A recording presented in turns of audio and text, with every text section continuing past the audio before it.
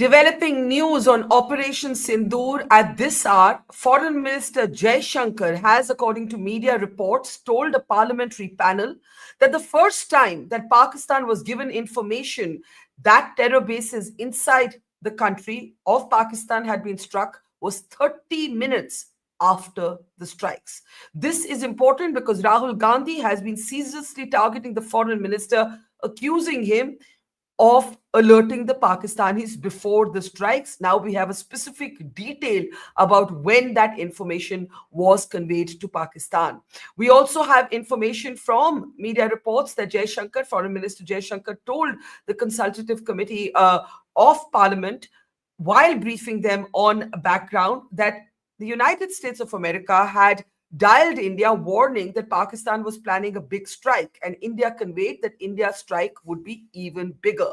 Jaishankar has also held to his consistent position that whenever any foreign country called during what has come to be known as the 4-day war of Operation Sindoor, India conveyed, if they fire, we fire. If they stop, we stop. I'm Barkha Dutt. You're with the Mojo story. On the program today, we are looking, of course, at Operation Sindoor, but also the political churn that it is throwing up. These images that you see on your screen are of Shashi Tharoor leading an all-party delegation to the United States of America, among other countries. There, Shashi Tharoor presented a strong, unequivocal position on Operation Sindoor, even as the delegation pointedly visited the 9/11 memorial.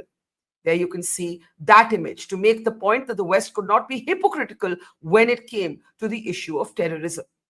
All of these developments, the cross-party delegations, are coming on a day when the Prime Minister, on a day that marks 11 years of the Modi government in power, has led a massive roadshow in his home state of Gujarat.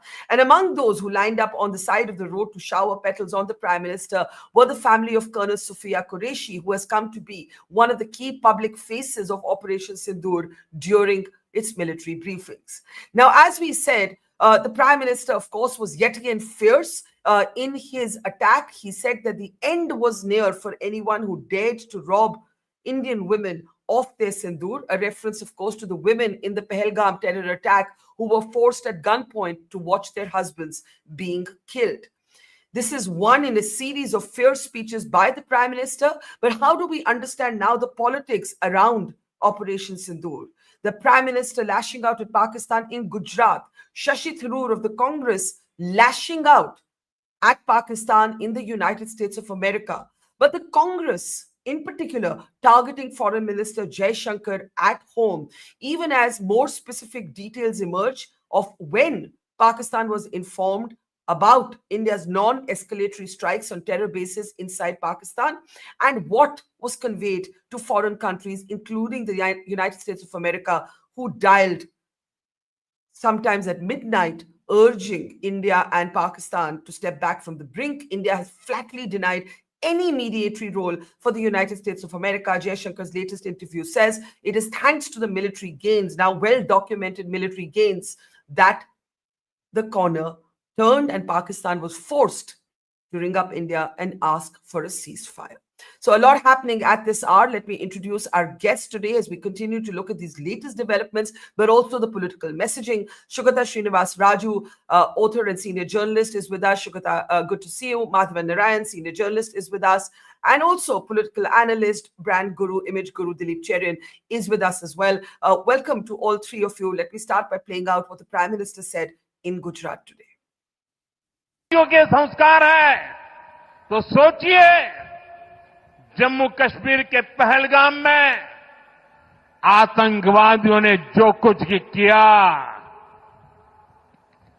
क्या भारत चुप बैठ सकता है? क्या मोदी चुप बैठ सकता है?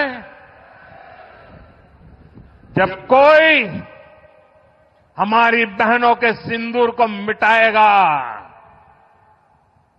तो उसका भी मिटना तय हो जाता है।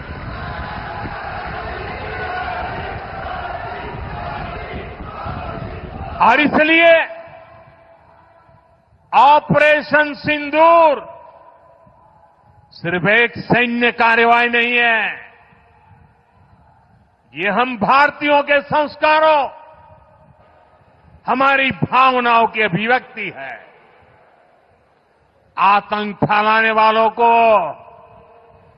सपने में भी सोचा नहीं होगा मोदी से मुकाबला करना कितना मुश्किल होता है।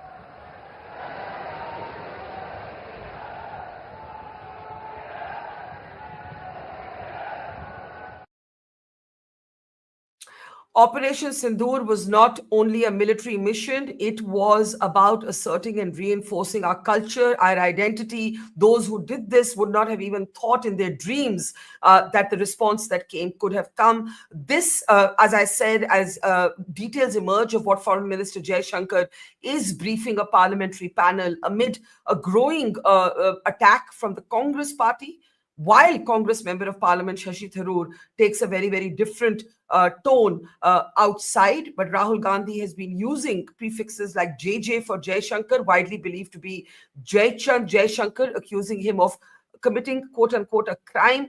The BJP has rubbished that allegation, but has hit back with nomenclatures of its own, including words like Nishane Pakistan for Rahul Gandhi. Before I play out Shashi Tharoor's comments, let's get first comments on what's happening. Is there a political churn taking place? Is the Congress correct to force itself into a conversation where Jaishankar has now clarified to a parliamentary panel exactly when that phone call was made to Pakistan? I don't think anybody in their right minds would have thought that Jaishankar actually gave away the war plans. So what was the Congress hoping to achieve by making that specific allegation? Why not some other questions that are much more pertinent?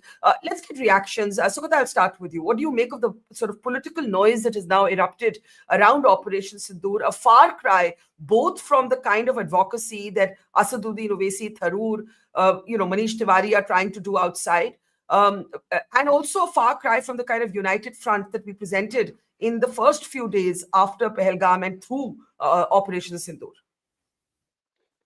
Thank you, Barkha. See, I personally feel that the Congress's line, whatever they are trying to throw at Modi or the BJP, is not registering in the popular frame. Hello, can you hear me? Yeah. Go ahead.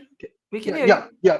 No, I mean, I don't think it is registering in the popular consciousness. The attack that the Congress is making, this Jai Chand thing, or trying to, raise, questions about Jaishankar's intent. All that is not registering is the feeling that I get, Barkha. I think Rahul Gandhi should have been smarter. See, the basic problem for the Congress is that Operation Sindoor, the moment you say Sindoor, and today you saw Modi ji, wearing a safa which has vermilion and turmeric colors, been put there. And that is, there's so much of symbolism involved there. And it is framed in a very kind of, we may not agree with the kind of cultural framing, but that's a framing which is very ancient, very, very, very popular.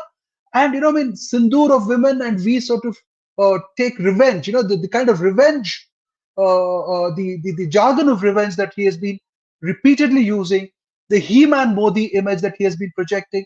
I think Congress would have done itself a service by not pushing this line of argument, because it actually helps Modi to sort of go over it and present himself to the public in a completely different way. See, Congress has forgotten something which I have not seen in any editorials or any opinion, pieces that have been written, which is, Jai Prakash Narayan, during the Bangladesh crisis, during the Northeast crisis, and during the Kashmir, internationalization of Kashmir, stood by both Nehru and Indira Gandhi. And at the same time, when he was writing letters to, people inside the Congress or his friends, he was calling Nehru a fascist. He was saying he's drunk with power. But in spite of it, when there was a crisis, he stood by the government, he argued for the government, and he sort of negotiated a lot of things for the Indira Gandhi government after she came to power. So you believe you believe the Congress? Yeah. So would it be fair to say that you believe, in particular, the targeted attacks of Jaishankar and these war plans, the Congress has got its messaging wrong? In particular, when some of its absolutely wrong. Okay, Dilip, do you agree? Because the irony also is that, and there's the sort of semiotics of the visual imagery that Sugata was referencing. By the way, the Prime Minister had a similar appearance even in his Rajasthan rally. So this has become, I think, part of the narrative setting by the BJP. And I think to build up on Shugata's point, the Congress could have raised other questions. What is the role of Trump? As Indians, we want to know, why does he keep talking about a mediatory role? Instead, they picked a very different line of questioning, accusing Jaishankar of talking to the Pakistanis ahead of time, obsessing on the number of aircraft that India may or may not have lost. We don't know the answer to this because the Air Force has officially said it was a combat. Losses do occur, but all pilots came home, which should be, one would imagine, where the emphasis is. Do you believe the Congress has got it wrong, or do you believe the Congress was unhappy not being part of the conversation, and even in a negative way, it wants to be part of the conversation? I think that the Congress has misfired its bullet as far as this Jaishankar and informing the Pakistanis are concerned. But I think that if one looks at the imagery, and if you go beyond the Safa and the Sindur terminology, the kind of nervousness that you see being exhibited at this point of time by several individuals within the government. And I think that Jaishankar is one of them. And I think that the parliamentary panel was an occasion for him to try and redress or make up for some of the lost ground. The fact is that you have a foreign minister who is on a back foot, and on a back foot for not just the reason of what Rahul Gandhi is saying, but he is also supremely conscious that Shashi Tharoor is doing in America what was the task expected of him. But I'm sure you're going to come to that, so I'm not going to go into that just now. I think that the Congress's miscalculation on attacking Jaishankar on this was a miscalculation, but they've done well not to attack Modi on this. And because Modi largely has so far had a record of being attack proof in some senses. And I think Operation Sindoor has also seen him being able to avert any bullets which may be directed at his body. Yeah, I think it's an interesting and a nuanced point, Madhavan, that Dilip has made. Accusing Jaishankar of treason, because effectively that's what it is. When you say Jaishankar called the Pakistanis and alerted them, and because of that we may have lost planes, it's, sorry to say, I rarely take such a strong editorial position, but that line of questioning, I agree totally with Dilip and Sugata, is wrong. But Dilip says that there is a kind of sense that India stood alone diplomatically, and whatever diplomacy has been leveraged on the back of military gains and not the other way around. In the past we used to have coercive diplomacy and the military was on standby. This time it's the military triumph that is delivered in a way the diplomatic leverage. But do you believe that the Congress is really speaking to the larger sentiment at a time when, if anyone is the flavor of the season in at least middle class imagination, I would say it's Shashi Tharoor? Yeah, absolutely. I mean, let's not go into the middle class, Barkha. That's an interesting, nice drawing room topic, but let's get serious on this. Let's get serious. Yeah. And I like what Dilip said. What happened, I will explain it in two frames so that you know where we stand. First, there was this excellent picture of Mallikarjun Kharge, the Congress president, coming out of an all-party meeting with Jaishankar, all bonhomie. So we suddenly thought that the Congress had fallen in line with the national interest and was playing its cards carefully and got everything right. Number one. Number two was the fact that Dilip pointed out, there has been, let's not beat around the bush, there has been a diplomatic failure. I won't blame Jaishankar for it. Okay, there has been a diplomatic failure. I will blame partly the fact that India failed to read the false equivalence that that's been repeatedly drawn between India and Pakistan, and how Trump would fall for it, how geopolitical interests of the US are such that it cannot afford to buy the India story because it's got to worry about Iran and China and all that. There has been a diplomatic my favorite cricket analogy comes. The field positions were not studied properly. Now, let's look at this very carefully. While and the Godi media, I'm sorry to use that term, the so-called friends that the Modi government had in the media did more damage than any diplomat could to undo the military gains. Okay, so everything became a mockery of what India stood for. The spark was lit by some of the issues related to false equivalence and the US mediation. It was compounded by media doing all sorts of fakery and mockery of what real journalism is all about. But the credit goes to the Modi government was for turning this into an opportunity. A diplomatic failure has been converted into a diplomatic opportunity by using Shashi Tharoor, if I may evoke a emotional metaphor from the Mahabharata.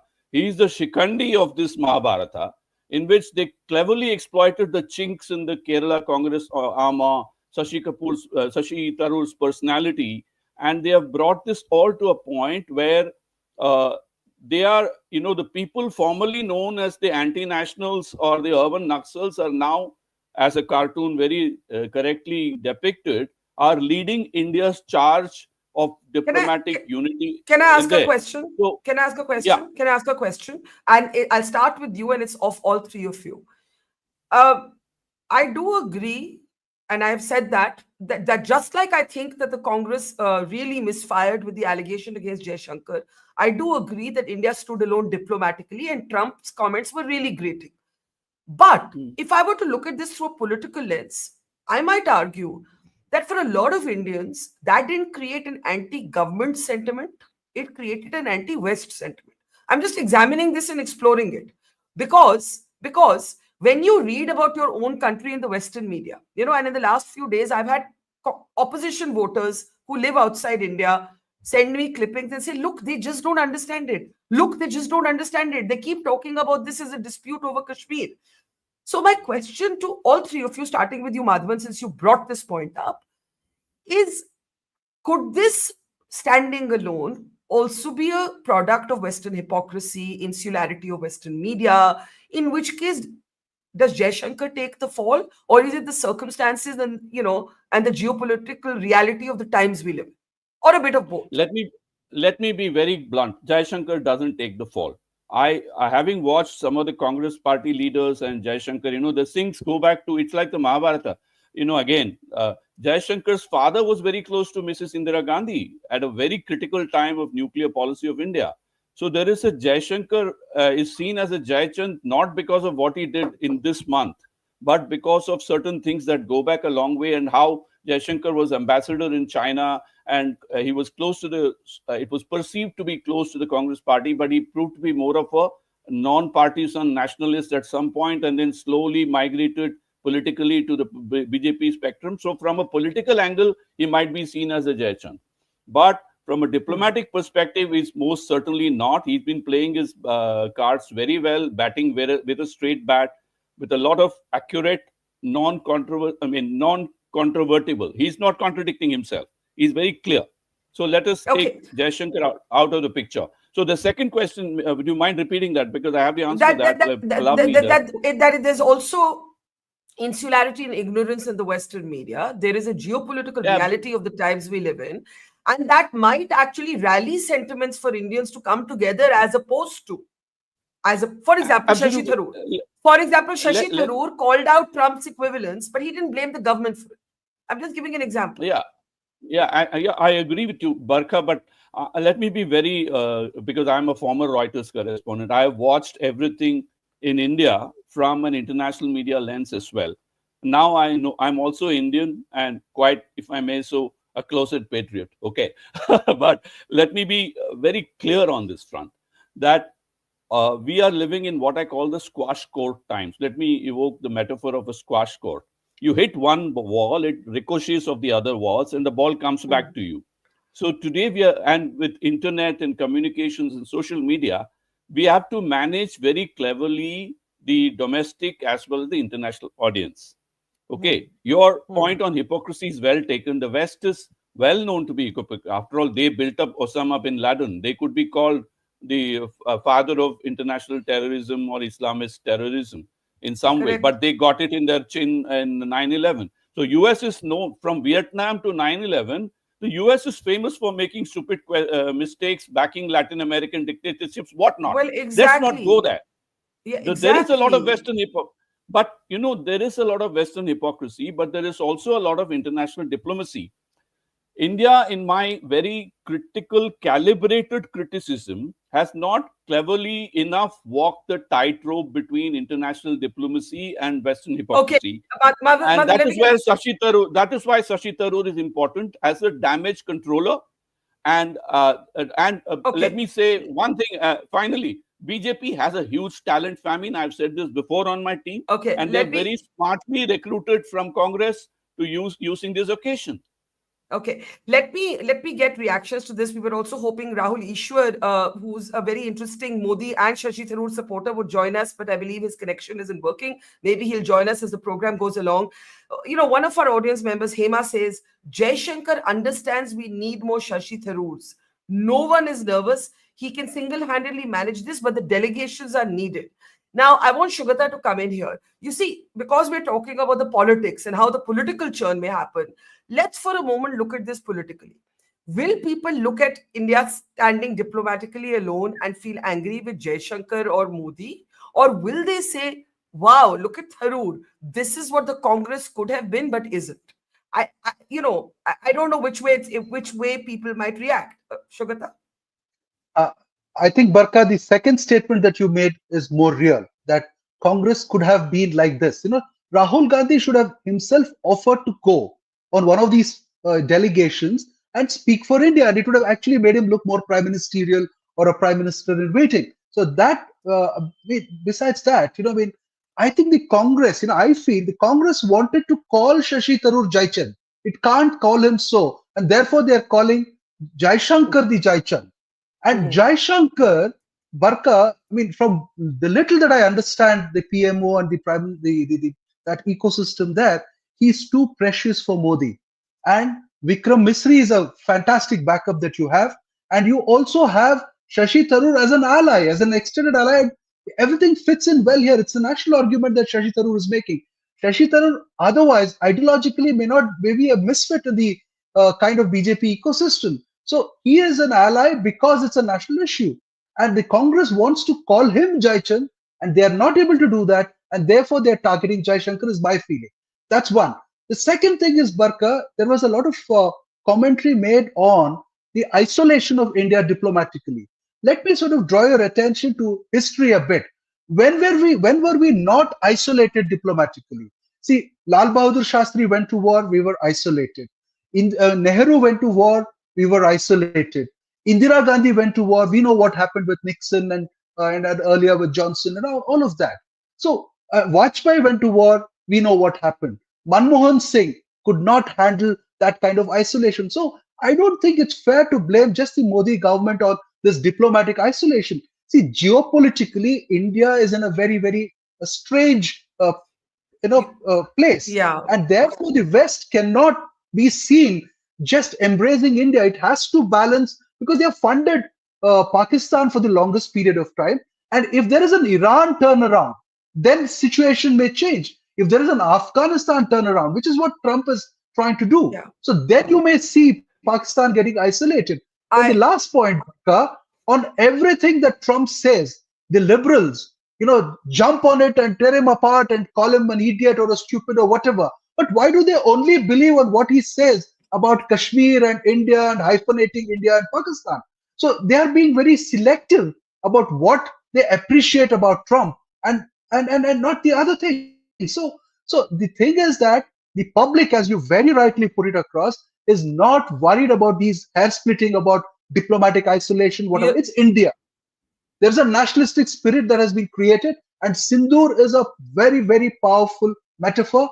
51% of our electorate is women, and that that is very, very important. It's electorally very potent, and Modi has already won his battle for I 29. I'm so glad that you brought up past examples, and I wanted to actually. There's Dilip. I was going to ask him about actually all of you.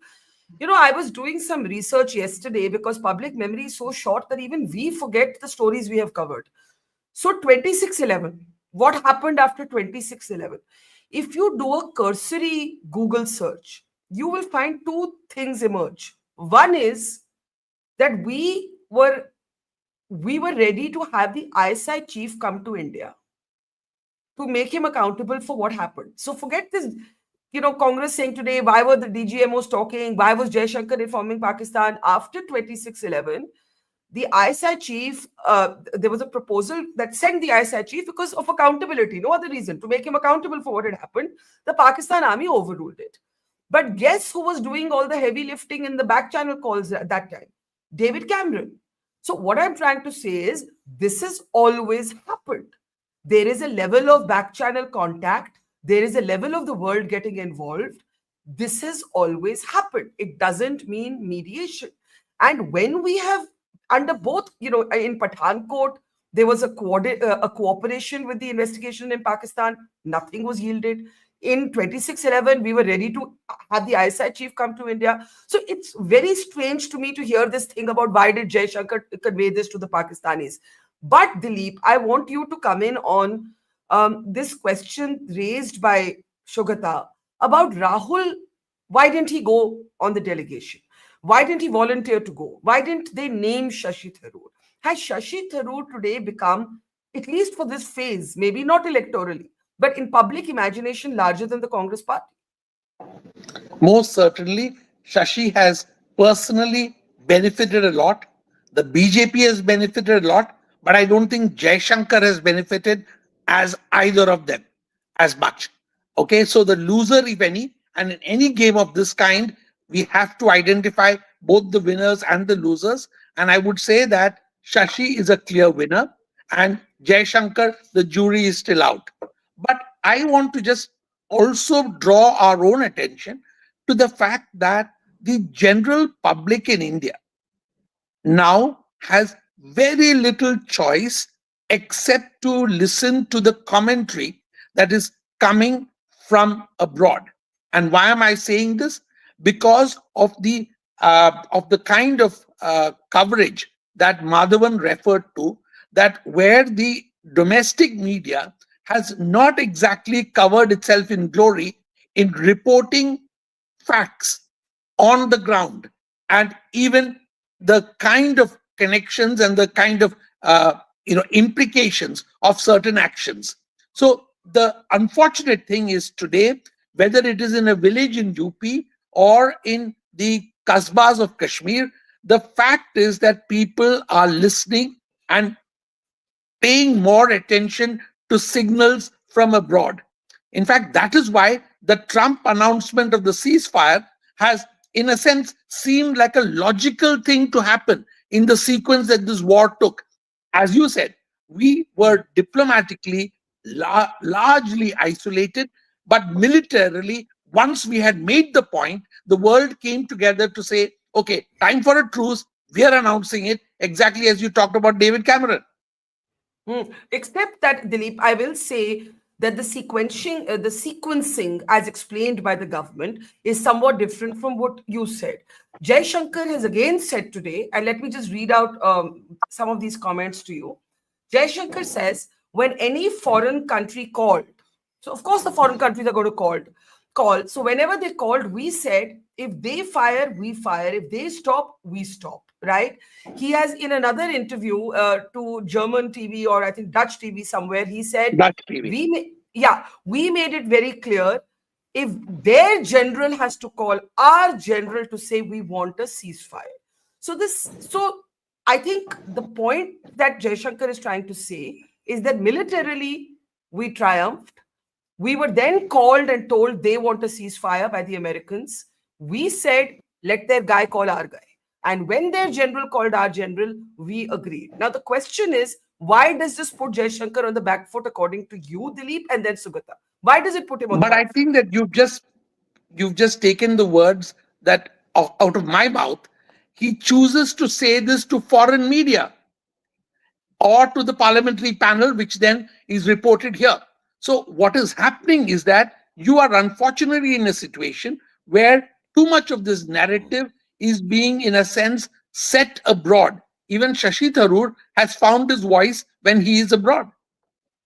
Well, to be fair, Shashi was speaking throughout, even when he was here. But Sugata, if you want to come in there, and I'll play out Shashi's clip from New York. Sugata? Dilipji, mentioned about Shashi and Jaishankar's finding their voice in the Western media. I mean, I agree. But the problem is that the moment only the Western media speaks about it or the Western media carries it, it sort of does not have an effect on the domestic media at all. And it's like it doesn't just penetrate. It's like the air defense system that you put up against all those missiles. See, Sindur is that air defense system, Barkha. So culturally, you've already captured your audience. And I don't believe for a minute that Jaishankar has lost his stature in this government or elsewhere. See, Modi is playing a very interesting strategic game. It's not just Shashi Tharoor and Congress. We seem to excessively focus on the Congress and Shashi Tharoor. But look at what has happened otherwise. Stalin's sister is part of the delegation. Sharad Pawar's daughter is part of the delegation.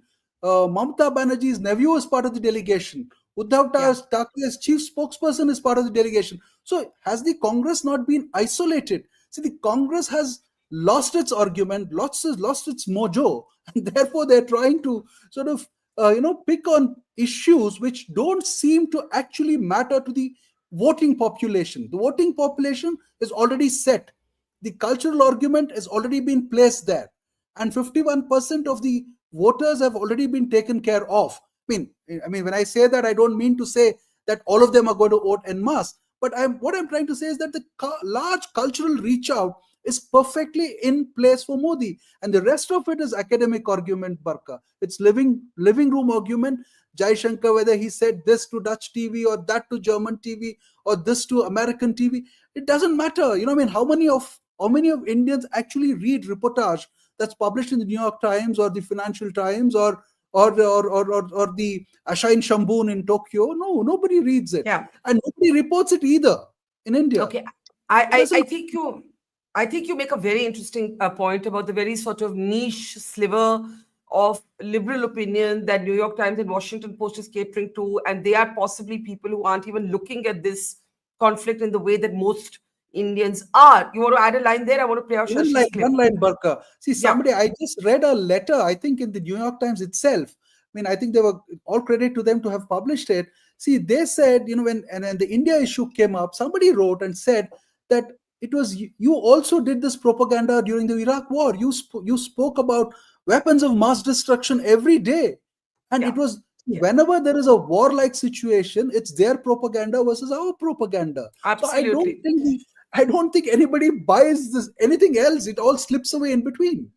I think this is a very important point. Not that I am building a case for most of our TV channels, but I do take the point that New York Times, which has done a very judgy piece on Indian media, a lot of people pointed out how they got the whole WMD story totally wrong. So in the fog of war, in the fog of any war, because you are dependent on what you're hearing often unofficially or on background, and it's a fluid situation, these things can happen. That's the only limited point I'm making. However, if just once again, Madhavan, we've spoken so much about Shashi, and I think Sugata raises an interesting political question on, how so many significant regional parties opposition regional parties are in these delegations, and what kind of churn that might throw up. The NCP, for example, is on record saying, we don't even think we need a parliamentary session right now. This is not the time, right? So the Congress does appear to be speaking just for itself right now.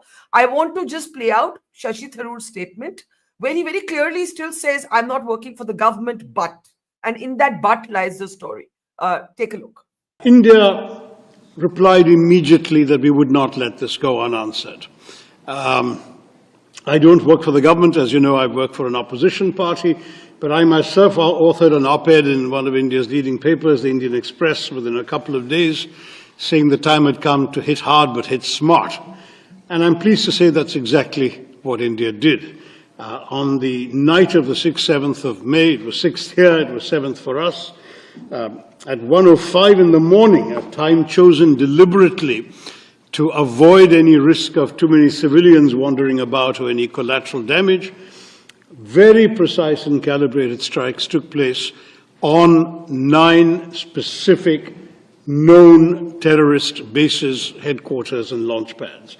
Those included those of the Lashkar-e-Toiba in a place called Muridke, those of the Jaish-e-Mohammed, the organization that is responsible, amongst other things, for the murder of Daniel Pearl, some of you knew in New York, and others, Jaish-e-Mohammed in Bahawalpur, and in Muzaffarabad, which is in Pakistan, the Pakistani-occupied part of Kashmir, there were no less than 3 different terror organizations which had their bases there.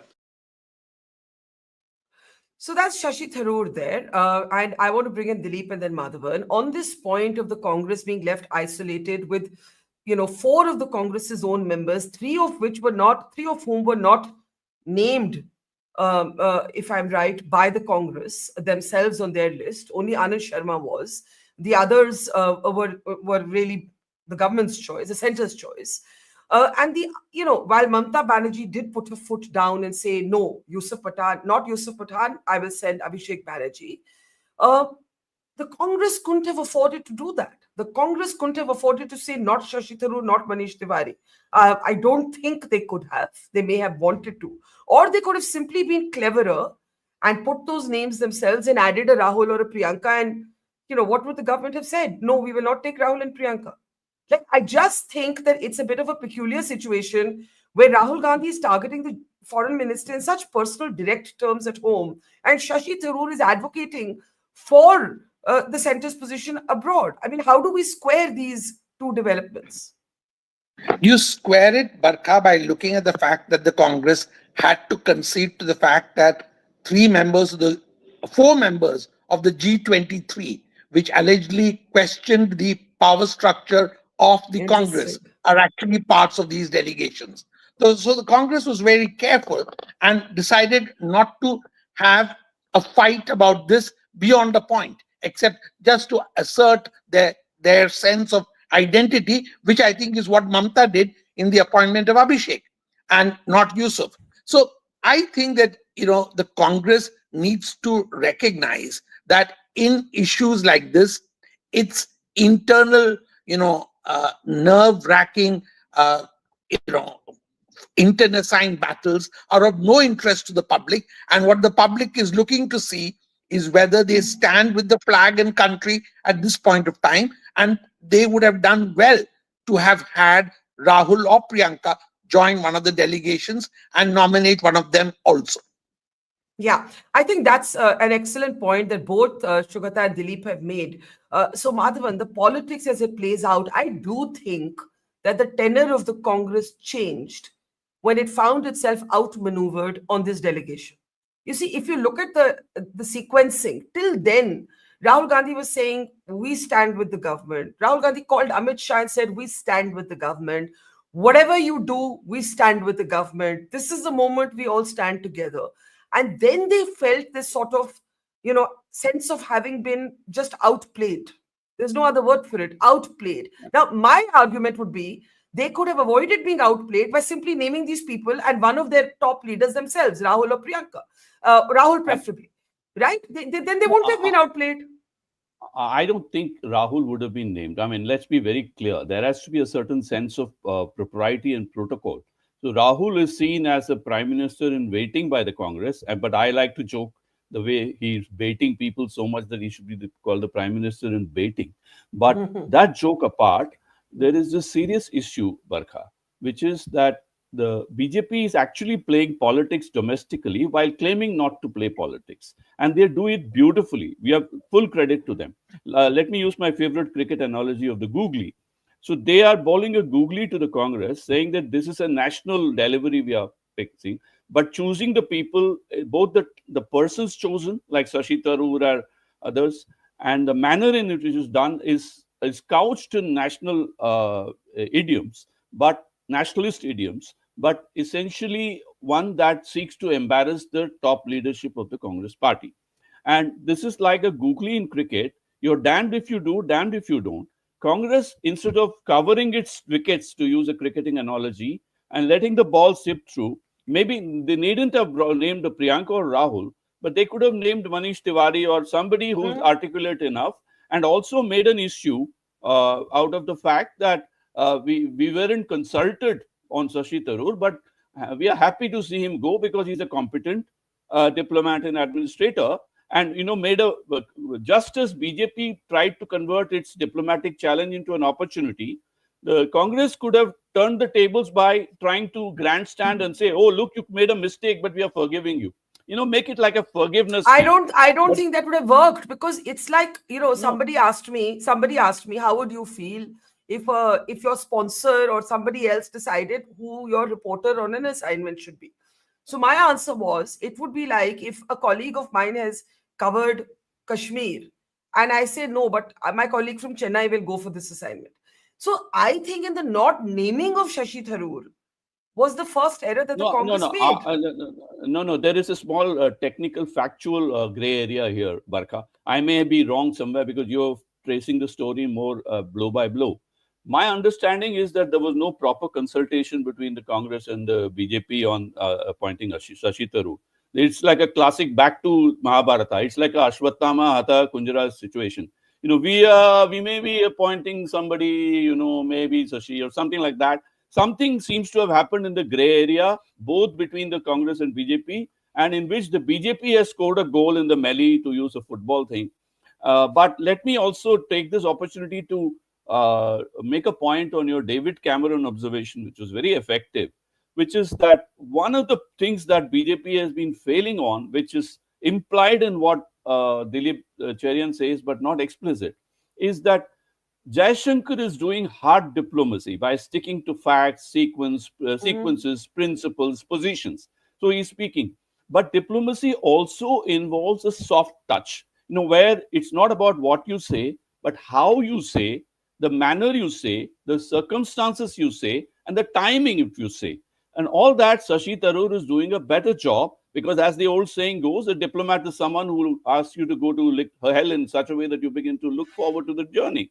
Now, Shashi Tharoor fits that bill more than Jaishankar does. In factual terms, Jaishankar has done no wrong.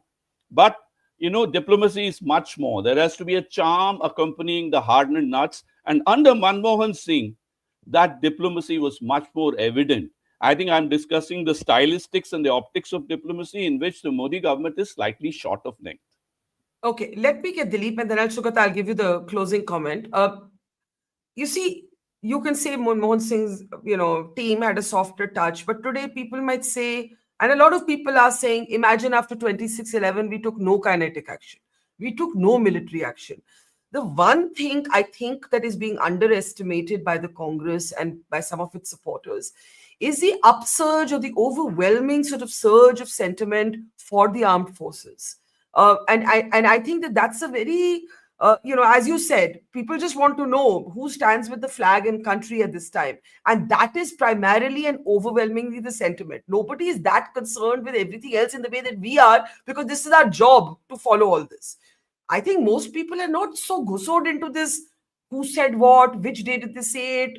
They see it in a more sentimental way. Is the opposition misreading that? I definitely think that the public sentiment during any war, whether it's for 90 hours or for 4 days, as we may want to call it, will always be with the armed forces. That is part of the ethos of India. It is specific, and it is specific to many countries, but India very strongly, especially because of the kind of recruitment we've had pre the current set of recruitments. So system. So I think that the political party that will benefit most strongly from this, and the fact that the country will benefit most evidently from this, is to our advantage and is one of the positive results of this escalation and this war.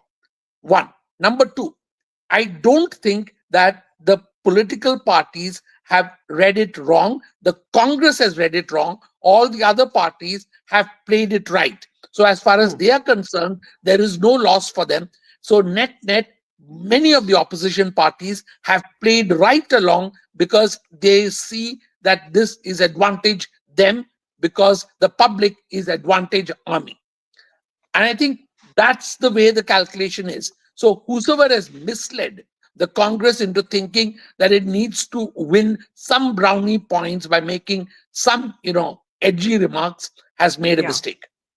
I couldn't agree with you more. I'm giving Sugata the closing word there. I totally agree that I think the other opposition parties have not got it wrong. For most part, they have not said anything jarring or, questioning of the operation. The Congress has. And the Congress has done it while 4 of their members are part of these delegations, making themselves seem even more at odds with themselves. The others, I think, have played it all right in a sober way. Closing comment to you, Sugata. Barkha, I mean, Rahul Gandhi seems to have taken this word opposition leader, quite literally. He thinks that, he has to oppose everything and at every step. So I think that's a lighter thing. But see, Madhavan said that, it would not have been appropriate for Rahul Gandhi to present himself and go become part of the delegation. See, Vajpayee went. Vajpayee was a prime minister and waiting for the longest period. There's no ego when it comes to, speaking up for your nation.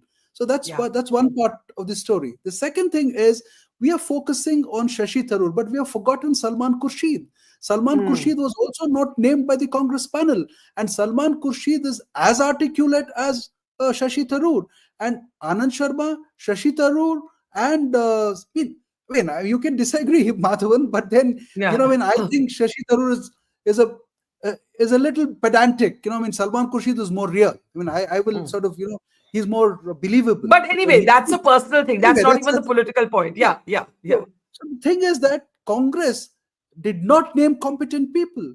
And, the BJP showed them the mirror. And the second thing is, it also sort of completely, fell into the trap of the BJP argument of dynasty. So whoever pleases it, I think Madhavan or Dilipji said, spoke about the G20, those who disagreed with the Congress leadership were not part of this thing. And so here, all of them who were not in agreement with the top leadership or wanted a change or whatever have been included. So the dynasty not being pleased, kind of psychophantic culture that BJP often speaks about the Congress has been reiterated by Congress. Congress has shot itself in the foot.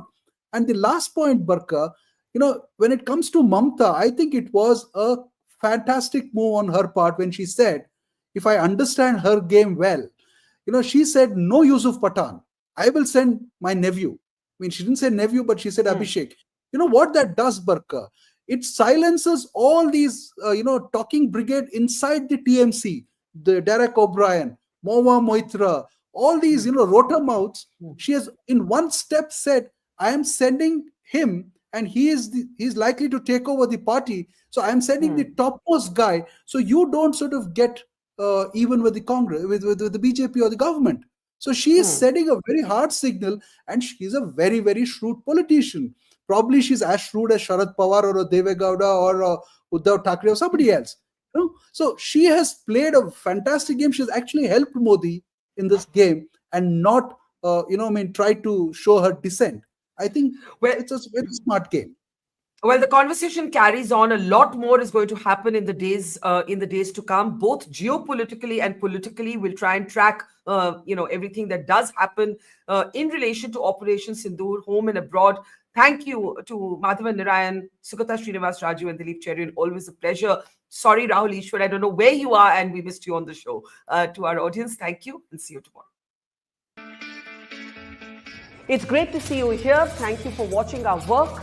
If you haven't subscribed yet, don't forget to click the bell icon and subscribe to Mojo Story and support independent, robust journalism.